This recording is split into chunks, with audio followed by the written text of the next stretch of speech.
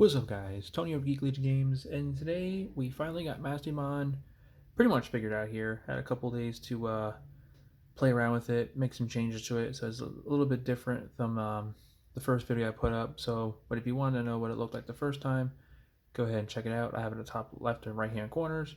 But for now, to the road to nationals, this is the updated decks I may go into, not really sure yet. I've got 3 more decks here that I may possibly go in with, one of them being Black War, of course. But before we dive into the deck profile, be sure to like, comment, subscribe if you haven't done so already. And without further ado, let's dive into the deck profile.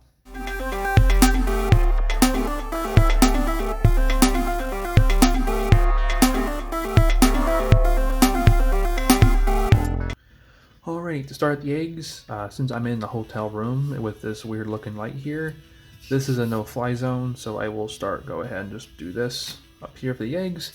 We're only running the Demi-Marimons. I did run the Narus, but you know, Demi is just still the superior egg for purple, just because on deletion, draw a card when it gets deleted. That's it. So all the card's good for, and it's just really powerful. Up next for our rookies, starting off on, we are still running the Ignite Mons up here. His card's just a powerhouse. If you do like the Taper Mons for that little aggression with the egg here by drawing 2 and discarding 1, go ahead and do so. But Ignite Mon, when attacking by deleting one of your other Digimon, you may delete one of your opposing Digimons that are unsuspended for its level less than or equal to. It's very powerful. You can have your Mastemon or your Fawny stacks, swing 2 checks, it's done what it's got to do. Then swing with this card, delete a level 6 unsuspended on their side, pop a level 4 out, and then continue to go up the ranks from there. Very powerful card. I like this over the Tapir. Up next, we have our Gazimons here, the nice reprint that they've done for this set so far. Love it. Everyone loves Gazi. Love the new art for it. As the all turns, your opponents can't gain memory except through Tamers. I think this format too, still prevalent for gaining memory. If Crossheart, they're going to gain their memory through a Tamer, so it's not really viable. But Hydramon, if people are still playing it, if you're playing Mastemon, this is a great counter to that.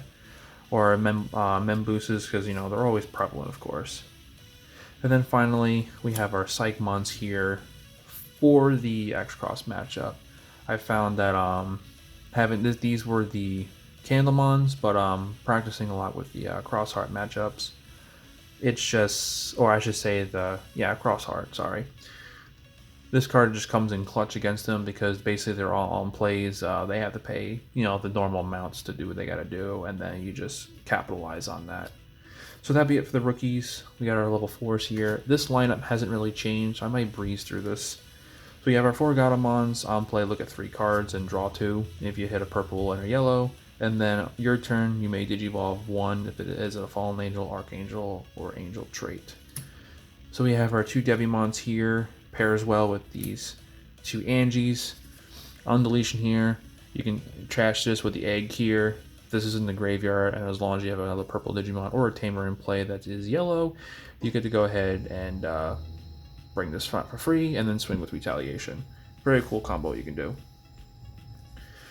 Up next for our level 5s, we actually went down from 4 to 3. Having 4 of this is you just have to see it way too much in your hand, and then sometimes you can do, when Digivolving, you do a security +1 check. Security +1, recovery +1, sorry. You look in your security, sometimes there's not an angel in there, so having another one of this in your hand kind of feels bad. So we dumbed it down, because we're actually playing one additional from the one we had of this Angelomon.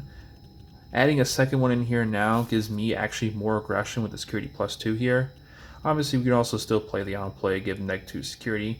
So rather than just looking for the one you really needed, I've added another one here. So now I actually see this a little bit more, and actually, gives me that more control aspect. And then finally, we've added the Magna Angie. For the other video that I did, some of you all commented why I didn't have this. I did have the Lucamon. I kind of like the Lucamon, but after actually missing this, we actually made that change. So we're back here with the Magna Angie. I'm not going to continue down here because, as you can tell, the glare is coming up. So I'm just going to continue over to the next side, running 3 of the new Lady Devies here. When Digivolve, you may trash card 1 card in your hand, and to get back the Amire Tamer or an Angel when its traits Archangel, Angel, Fallen Angel. And then both of these share the same trait. When you play one or the other, gain a memory or the Tamer. Both these inheritables are really great on your opponent's turn if you have them both in one stack, blocker and retaliation, and you have a bunch of these small bodies flying around. It makes your opponent really choose what they want to do and what they can do. For as far as swinging. Up next after that, we're running one of the OG Lady Devimons. This is the Graceful Charity one. I'm keeping this still at a 1, just even like the last one, because you only really need to do this once. When Digivolving, draw 2, discard 2. So basically this is the Graceful Charity, and the inheritability does come up too. When you cast an option card, you may delete one of your opponent's Digimon, level 3. So you can go ahead and use some Flame Hell Sites or Chaos Dags on big stacks, and they got a little pesky level 3 out there. I'm going to go ahead and delete that as well. Then lastly for the level 5s, still the OG Lucemon package. It is kind of getting a little light, the glare there, so I will move it up as well. On player when Digivolving, we're never going to do the when Digivolving now since we are not playing with the original Lucemon, so we're going to do the on plays with our Mastemon stacks here. Delete one of your opponent's Tamers and or level 6 Digimon. With Black War being pretty much everywhere, they do cheat this out. They have the Yu-Gi-Oh in play. Go ahead and just blow it up. If they don't, you can go ahead and use this effect to try to delete the level 6. They're going to go ahead and pop that X antibody, and then you can target it. If you have another one in hand, you can play it for whatever it's cost, and just go ahead and delete it again if you have another one in hand. Up next are level 4s. It wouldn't be the deck for what it is without Mastemon. When DNA Digivolving, or sometimes you can just DNA with Digivolve for 5. You're going to go ahead and put one card that's a purple Digimon from in here to the security stack, shuffle it up. But if you do DNA, you can bring a level 5 or lower out, and then all turns after that, which pairs great with this. All turns, whatever Digimon you play up for its level, you get to delete your opponent's Digimon for that same level or lower. So very great with the Lucemon here. You can pop a level 6 and then pop a level 5, or you just pop a Tamer, pop a level 5. Lastly, for the level 6s, we're running the 2 Ophanimon package. You can still do its kind of turbo loop here if you have all the cards existing in your hand. When you have this and you swing at the Ignitemon, go up and do it again. But when Digivolving, if you have a yellow source, go ahead and recover. If you have a purple source, go ahead and delete level 4 or lower. If it's the Gatomon, you're able to do both. And then on deletion, you may play out one purple yellow Digimon that's level 4 or lower without paying its memory costs. So once you're in the late game, you swing with this, you swing at Ignitemon, delete this, play out the Devimon, that's 3 attacks.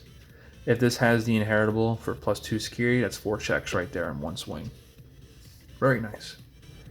Lastly, for level 7s, we have taking out the Zwart defeats, because Death Xmon is starting to become prevalent now that X-Cross is out there and all that fun jazz. So we're playing one Death Xmon. We all know what it does. On play when Digivolving, Digivolve all your opponent's Digimon, and then delete the rest are level 4 or lower.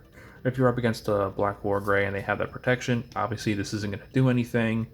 But end of their turn, you're gonna literally force them to use that X antibody. So come your turn, you can use whatever options you have or things to destroy it with by effects, because we do have retaliation and all that fun stuff, and you can go ahead and get rid of them. And then lastly after that, we're playing one Ardynemon. When Digivolving, when you obviously DNA, once you have your both level 6s, whether it be 2 Alphani or 2 Mastemon or one of each, you're going to go ahead and pop a level 6 or level 7, and then the rest of their level 5s or lowers, and recover for each one of them.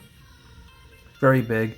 If you recover like 4 with this, and you're sitting at 8x recover shields, basically on deletion, you can just go ahead, I think it this cool, play it back up, trash the top, whatever, and you can keep doing this until you either run out of security or just low enough where you don't want to keep doing this anymore. Very hard to get rid of once it's on the field. Only way your opponents can really deal with this, they bounce to your hand or bottom deck.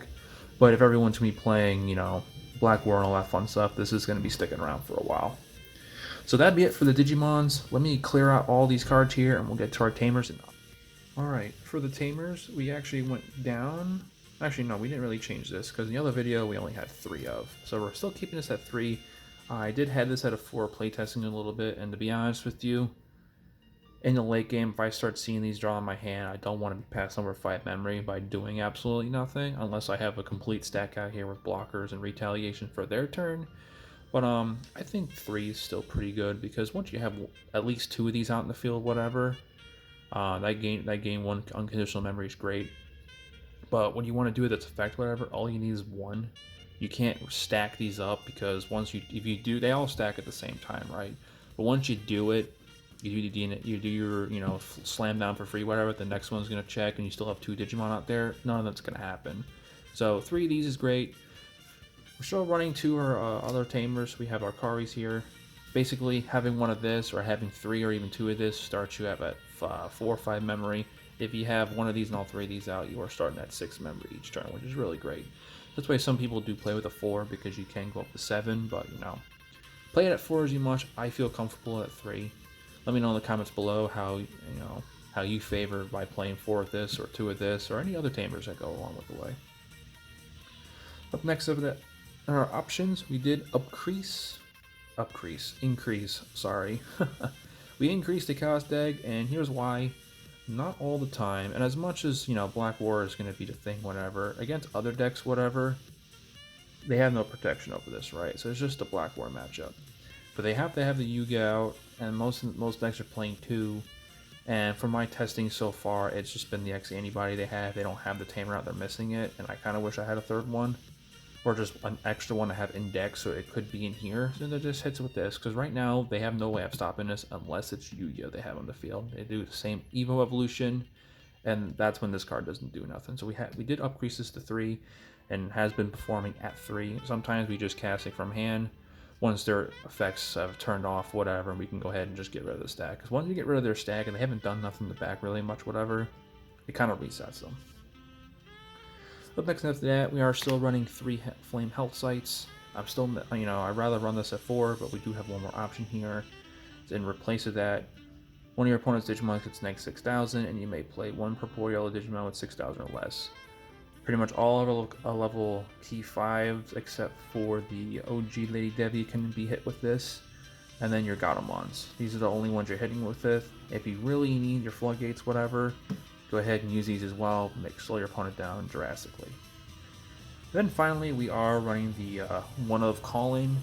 Kind of sad it still got hit. It's at a 1, but it will make do with this. It had the main effect: delete one of your Digimon, not your opponent's. Sorry, I'm reading a little too fast here. Delete one of your Digimon, and then return up to 2 purple Digimon cards from your trash to hand. So this will find us our Death X. If it's in our security, we kind of need it back for the cross matchups.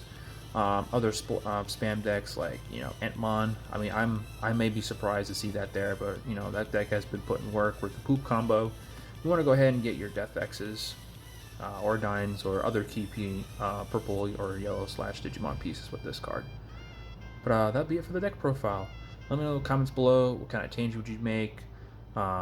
If you're playing the deck, how that's been working. You can post your list down below. I love interact with you guys, see what you guys got to say. As long as it's not anything too negative, but I do take all your opinions, of course. But don't forget to like, comment, subscribe, and we'll see you next time. Don't forget to get your geek on.